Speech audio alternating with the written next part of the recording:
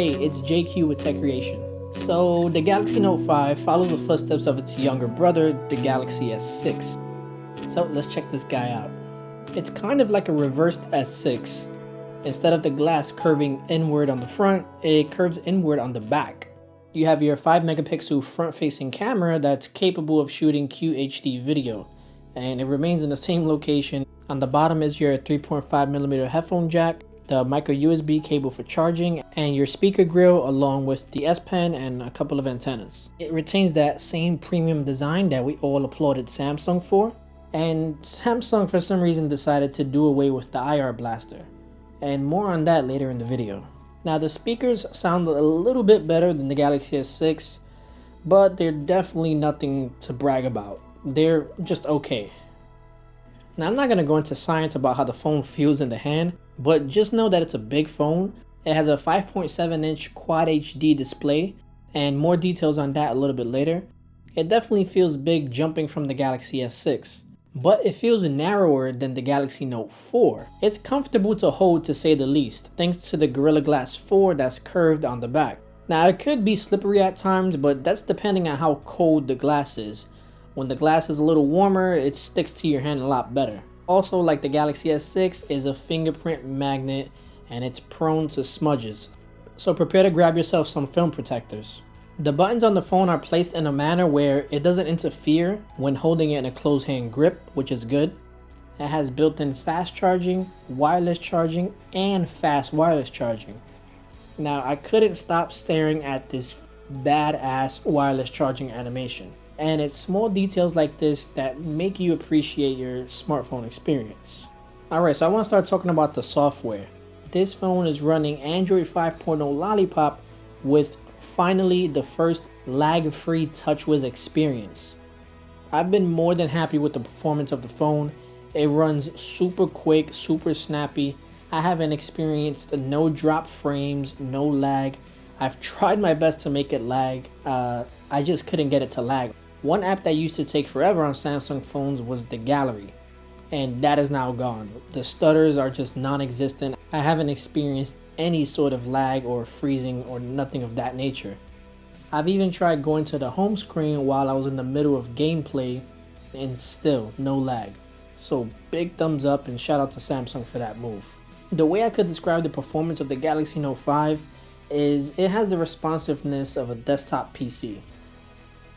I must admit though, I hate the new TouchWiz icons. I think they're hideous. They look very childish, and I don't know what Samsung was thinking including these icons in stock TouchWiz, and I don't think these sort of rounded icons belong on a flagship phone. But it's no big deal for me because thankfully it's Android. I'm just gonna go ahead and install Google Now Launcher anyway. You get 100 gigabytes of OneDrive cloud storage included and Microsoft Office mobile suite included as well. Now the fingerprint sensor is ridiculously fast. It's miles ahead from when we was first introduced to it on the Galaxy S5. It's impressive on how fast Samsung has progressed in their fingerprint sensor over the past year and a half. I'm not going to run any benchmark apps because that's not indicative of real world use. When it comes to gaming, it runs just fine. As I mentioned earlier in the video, I still have yet to experience any lag no matter what kind of task I was doing. And thanks to that Quad HD Super AMOLED display, that really puts the icing on the cake. It will be really difficult to try to downplay Samsung's display technology.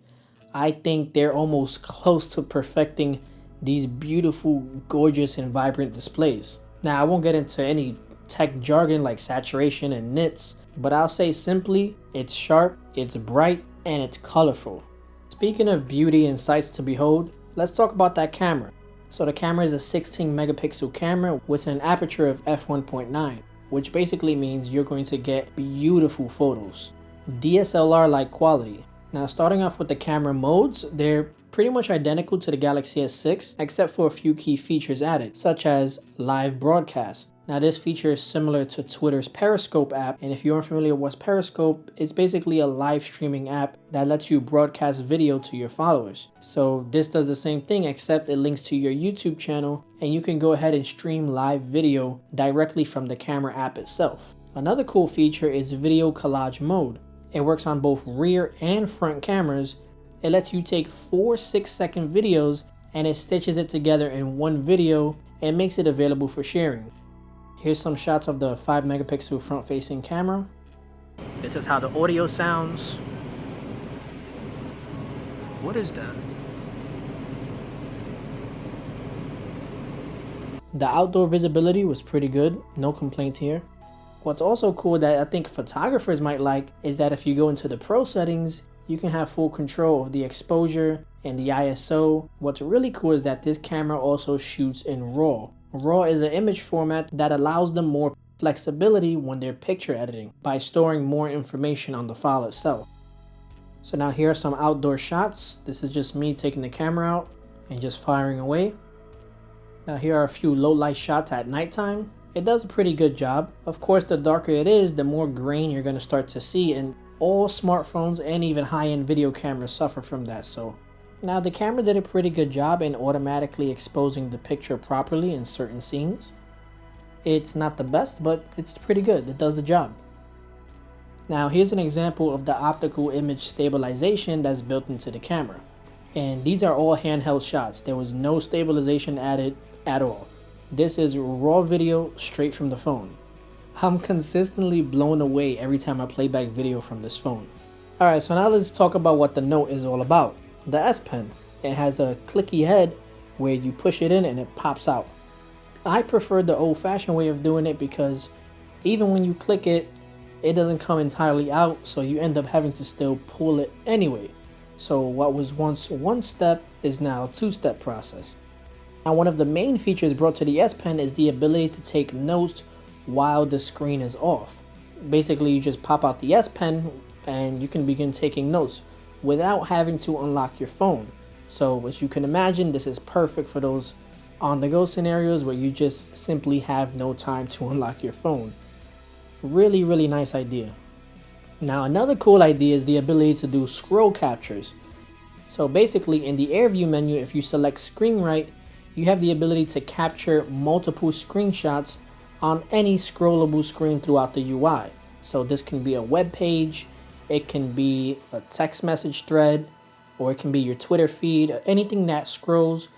It'll go ahead and stitch all those images together in one nice long picture that's ready for sharing. One thing to note though, if you upload it to Twitter or Facebook or something like that, it's going to be very pixelated, so it might be best to share the file directly as opposed to uploading it.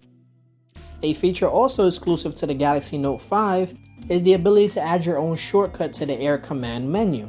So by pressing the Add Shortcut button, you can add some of your favorite apps, up to 3 of them.